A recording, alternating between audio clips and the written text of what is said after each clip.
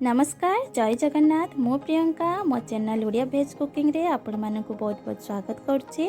आज मु बनवाई जाऊँगी मीठा मकार पलो। समस्ते चाहती जे रेसिपी गोटे एमती होता है जोटा कि शीघ्र भी बनवा हो खाइला बेले बहुत स्वादिष्ट भी लगी। मीठा मकार पलो बहुत शीघ्र भी बनी था आ खाइला बेले बहुत स्वादिष्ट भी लगी था। तो चलतु डेरी न करी रेसिपी स्टार्ट करनबा। तो प्रथमे मु भात बनैबी। तो भात बनवाई एठी मु पानी गरम करने बसई थी। पानी गरम हो सारा पर गोटे चामच एठी मु रिफाइंड ऑयल पकई आ गोटे चामच एठी मु लुण पकाउची। रिफाइंड ऑयल मु एथि पकई जेते बेले आमे पोलो भात बनाऊे तो पोलोटा से घाटब नहीं पूरा खुला खुला ही रहिबो आ बहुत सुंदर पोलो बनइबो। तो सेतिपई मु गोटे चामच रिफाइंड ऑयल पकई मु 2 कप तुलसी भोग चाउल नहीं जोटा कि धोईकी मु रखी एबे मु एठी पानी रे ढाली दउची आ 10 मिनट मुझे छाड़ देवी। तुलसी भोग चाउलटा बहुत शीघ्र ही बनी थाए। तो देखंतु एठी 10 मिनट छाड़ला परे भातटा मोर हे गलानी। तो मु आपण मानको देखुची देखंतु भातटा पूरा बेसी सिजेबे नाही 90% रु अधिका सिजेबे नाही। तो देखंतु हे गलानी। एबे हम छाणी दबा। छाणी देला परे मु एठी गोटे थाली रे एमिति खुला करिकि रखिची। खुला करिकि रखिले भलो ताको ढांकी रखिबे नाही। आउ एपटे मु गोटे छोट कढ़ई रे किछि पानी गरम करिया पई बसैछि। पानीटा टिके फुटीगला परे मु एठी अर्ध चामच लुण पकाउछि। आगरू किछि मु स्वीट कॉर्न को छड़ेकी रखी। तो से स्वीट कॉर्न गुड़ा मुझे ढाली दउछि। ढाली सारा परे मु स्वीट कॉर्न को किछि समय सिझिबा पई छाड़ी देबी। तो एठी स्वीट कॉर्न कि समय मु सिझिबा पई छाड़ी थिली। तो सिझी गलानी। एबे ताको आमे पानी रु छाणी नबा। पटे मु कढ़ई बसई थिली गरम होबा पई। तो कढ़ई गरम हे गलानी। तो सेति पई मु एठी गोटे चामच घियो पकाउछि आउ किछि काजू आउ किछि किशमिश मु एठी भाजी नउछि।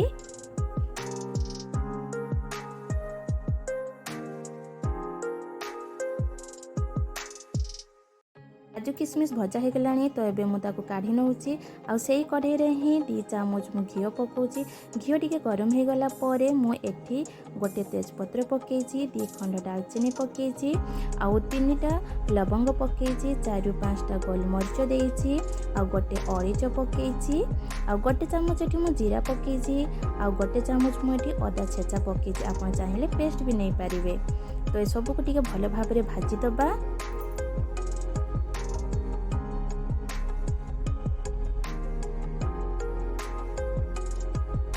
मुझे गोटे गिना गाजर कटा पकाउछि जोटा कि मुझे छोट छोट काटिकी रखी आ हाफ गिना बीन्स पकाउछि।